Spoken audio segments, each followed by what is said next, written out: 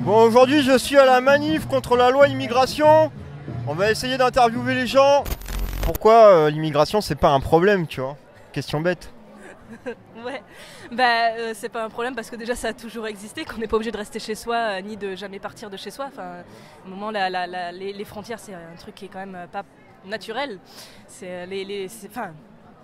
Ouais, l'immigration c'est pas un problème déjà parce qu'il y a aucun pays qui ne vit sans immigration, qu'il y a toujours eu des mélanges culturels et des mélanges en général quoi, et qu'on n'est pas là pour aller à l'encontre de cette réalité-là. Après, politiquement, ça a toujours été un truc utilisé, quoi. Ouais.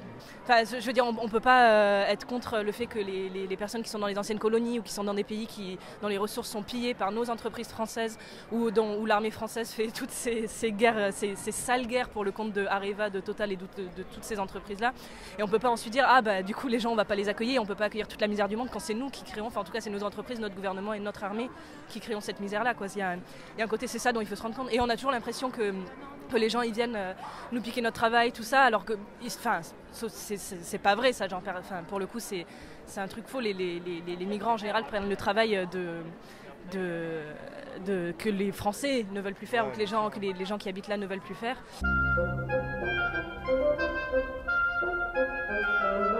Tu rappelles le fait qu'il y ait un rapport de force et une histoire coloniale française qui a un impact aujourd'hui d'un point de vue migratoire. Et on dirait qu'aux yeux de la population, la seule migration qui est tolérée, c'est les réfugiés de guerre. Ouais.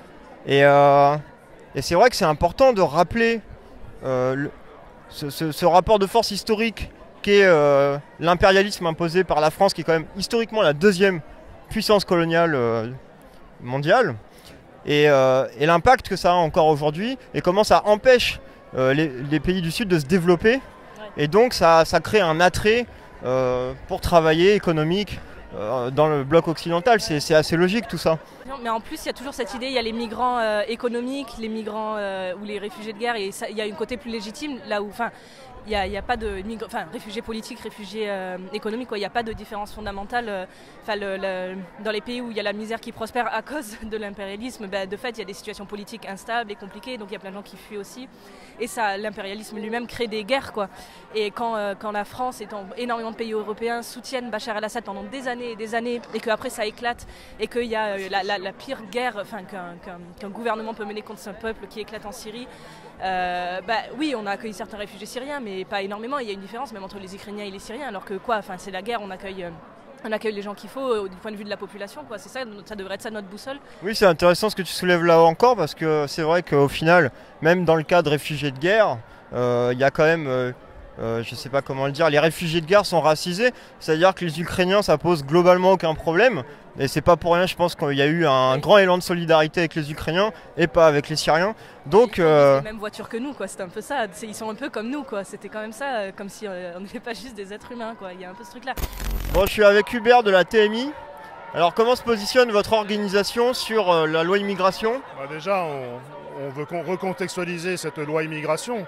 C'est le serpent de mer qui revient quasiment chaque année, où on nous sort systématiquement une loi de ce genre, qui n'a pas pour but d'améliorer le souci des gens, mais qui est surtout là pour occuper le terrain. C'est pour nous l'interprétation de toutes ces lois racistes, anti-immigration, c'est de focaliser l'attention de l'ensemble des travailleurs face aux problèmes qu'ils rencontrent, pour dire voilà, c'est eux les responsables, il y a un ennemi. Pour nous, c'est un instrument de division du mouvement, alors que tous les travailleurs, qu'ils soient immigrés, sans papier ou français, ont tous un intérêt commun en fait. Et est-ce qu'il n'y a pas aussi une fonction économique à ça? Parce que ça, c'est une interprétation qui revient souvent, le fait d'attirer l'attention sur un faux problème, de détourner l'attention des travailleurs. Mais est-ce qu'on ne peut pas analyser ça aussi en termes de... est-ce qu'il n'y a pas des besoins économiques du capital actuellement, notamment du bloc nordiste? Est-ce qu'il n'y a pas un intérêt pour la bourgeoisie à contrôler l'immigration, à avoir une immigration de travail? On voit bien que là, la proposition de loi, elle va plutôt dans ce sens-là. On veut faire des économies sur l'accès aux prestations sociales, et en même temps on veut favoriser plutôt l'immigration de travail. Est-ce que vous avez une analyse là-dessus aussi? Évidemment, en dernière analyse, il y a toujours des causes économiques à cette situation. Mais les lois immigration ne sont pas directement corrélées à des questions purement économiques. Parce qu'il y a une contradiction. D'un côté, des capitalistes ont intérêt à exploiter des travailleurs immigrés et qu'ils restent dans une situation de migrants de précarité parce que ça permet d'avoir une main-d'œuvre moins chère. Au passage, ça permet de maintenir une pression sur l'ensemble des travailleurs, puisqu'il y a ces travailleurs-là. Et c'est ça, du point de vue économique, qui intéresse les capitalistes. Mais c'est pas l'ensemble, ça ne dit pas tout le tableau, en fait, comme je disais tout à l'heure. C'est aussi un moyen de cibler, justement, des travailleurs à la vindicte et à tous les problèmes dont les capitalistes sont justement responsables de cette situation. Ouais, mais c'est intéressant parce qu'il y a vraiment plusieurs interprétations qui se font concurrence. Bon, alors je suis avec Raph de la JC. Alors comment ton orga interprète cette loi immigration, sachant que le gouvernement mène des politiques racistes, ça on le sait. Dernièrement on a eu ce qui s'est passé avec l'abaya. Et là, si on va un peu plus sur le fond, quelle fonction ça peut avoir cette loi immigration? Nous on voit aujourd'hui une alliance de la bourgeoisie avec l'extrême droite et une alliance qui est institutionnelle, qui est cette fois affichée et presque revendiquée. On avait déjà des petits signes, Darmanin qui dit à Madame Le Pen qu'elle est trop molle, et là ça se traduit en actes. Donc on a franchi le Rubicon et aujourd'hui on a un pouvoir qui se dit libéral qui produit des lois racistes et les lois les plus racistes depuis 1945. Alors si on regarde un peu dans le détail, là, il va y avoir un durcissement de l'accès aux prestations sociales. Donc, est-ce qu'ils ne cherchent pas à faire des économies là-dessus? D'un autre côté, ce qui va être favorisé pour l'accès à des droits, c'est le fait de travailler. Donc, ce qui les intéresse, c'est d'avoir une migration de travail. Est-ce qu'il n'y a pas un intérêt du capital aussi dans tout ça? Comment vous voyez ça, vous?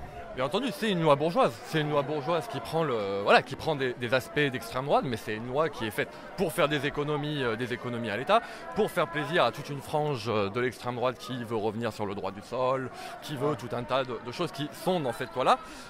Et c'est une loi qui vise à exclure une partie de la population et à ne garder que les éléments productifs. Et oui, c'est une loi qui est bourgeoise et d'extrême droite. Bon, on va partir d'un constat simple. Une majorité de Français sont racistes. On est d'accord avec ça. Le racisme structure la société française. Ah, peut-être que tu n'es pas d'accord du coup. Bon, on va voir ce que tu as à dire. Est-ce que la gauche doit tenir compte de ses affects pour se positionner sur la question de l'immigration? Comment on fait pour être clair sur ce sujet dans un contexte où il y a vraiment une radicalisation des affects racistes? On ne peut pas dire que dans l'absolu, une majorité de Français est raciste. D'ailleurs, on n'a pas vraiment de moyen de le mesurer. Et puis, c'est un sentiment qui peut évoluer. Le racisme augmente au fur et à mesure que la crise du capitalisme augmente aussi. Et que dans ce contexte, justement, la classe dirigeante a un intérêt à favoriser, à stigmatiser, à cibler ici les migrants, ici les musulmans. On revient toujours pareil sur cette diversion. On note que l'immigration devient souvent un gros problème quand le chômage augmente et que le prolétariat blanc a du mal de plus en plus à accéder. Il y a souvent une corrélation, je crois. Dans les milieux antiracistes, c'est l'analyse qu'on retrouve beaucoup. Moi, je dirais pas que c'est spécifiquement un prolétariat dit blanc. Ça, c'est, à mon avis, ça c'est pas une bonne grille d'analyse de le passer uniquement sur une question de couleur ou qu'il y aurait un intérêt aux blancs, etc., à stigmatiser les autres. Puisque de toute façon, beaucoup de travailleurs français issus d'immigration ont le même statut que les autres travailleurs, qu'ils soient blancs, noirs ou arabes. Ça n'a pas d'incidence. Une dernière question peut-être. Bon, moi je pars du constat que majoritairement il y a des affects racistes qui travaillent la société française. Tu seras peut-être pas d'accord avec ça.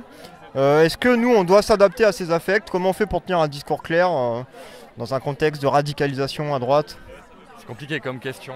Ouais. Je vais essayer de répondre quand même. Il y a des affects racistes qui traversent une partie de la population. Est-ce que ces affects racistes sont aussi importants que les sondages, par exemple, sur la loi immigration peuvent nous le laisser le penser, ou que l'adhésion à certains candidats d'extrême droite d'une grande partie de la population peut le laisser penser? Je ne suis pas sûr. Je pense qu'il y a aussi une partie de la population qui est d'extrême droite parce que l'extrême droite paraît changer. et que le racisme n'est pas forcément le moteur principal de cette adhésion à cette extrême droite.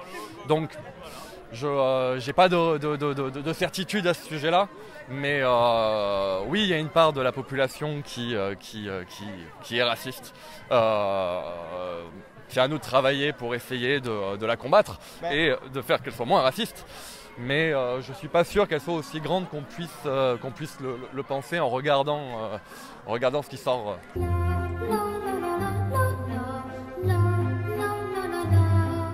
Mais moi je pense qu'on n'est pas raciste par folklore, hein. Si on va au fond des choses, au fait, c'est pas juste une colère comme par exemple François Ruffin et une partie de la gauche pourrait l'interpréter. C'est pas juste une colère qui s'exprime dans le vote Front National. Il y a aussi un intérêt. Alors attention, je mets des guillemets. Le prolétariat blanc, je dis bien blanc, reste exploité évidemment. Mais il y a aussi potentiellement des intérêts. Il y a une hiérarchie dans ce qu'on pourrait appeler la race sociale, tu vois. Et la race en tant que rapport social, hein, j'entends bien. C'est quelque chose qui assigne.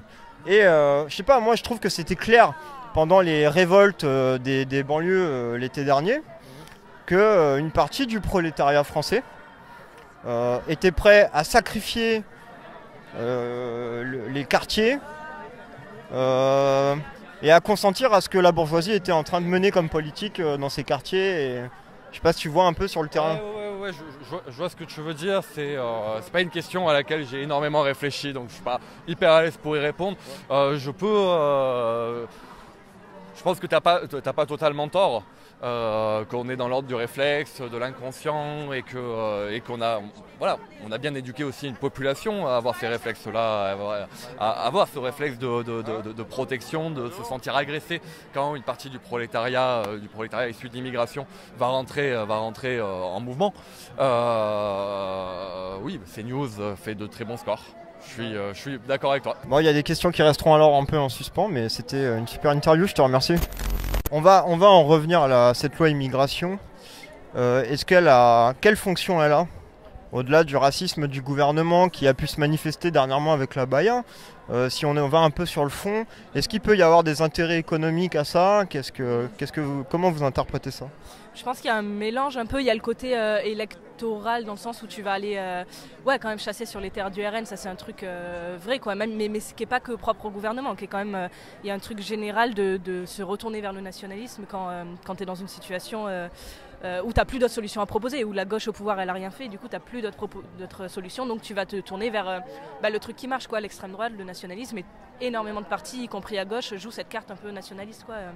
Et ça c'est vraiment ça qu'on doit combattre, quoi, ce truc-là, cette idée qu'il y a des frontières entre les travailleurs et travailleuses, qu'on aurait un intérêt national qui serait plus important que notre intérêt de classe, quoi. Et ça, il faut qu'on le remette sur le devant de la table, quoi. Et je pense qu'il y a ce truc-là un peu électoraliste et tout. Et après, il y a le côté, bien sûr que c'est bien d'avoir des gens qui travaillent pour pas cher. Parce que si, avec les conditions avec lesquelles on fait venir par exemple les travailleurs marocains pour aller faire soit les vendanges ou pour faire du champagne, enfin un peu dans toutes ces récoltes-là, on n'emploierait pas des Français avec autant de conditions comme ça et pour ce salaire-là. Et personne n'accepterait. Donc il y a quand même cet intérêt immédiat-là de faciliter ce truc-là, tout en mettant la pression sur tous les immigrés pour qu'ils aient peur et qu'ils acceptent des trucs de merde, qu'ils acceptent des boulots de merde avec des conditions horribles, juste parce qu'ils ont peur de se faire expulser ou qu'ils ont peur de ne pas pouvoir accéder à quelques aides sociales, quoi. C'est ça qui est en jeu là aussi, oui, effectivement, il va y avoir un durcissement de l'accès à certains droits, aux prestations sociales, et les immigrés qui travailleront, auront un accès plus facile à ces droits et à ces prestations. Donc l'idée c'est de favoriser le travail.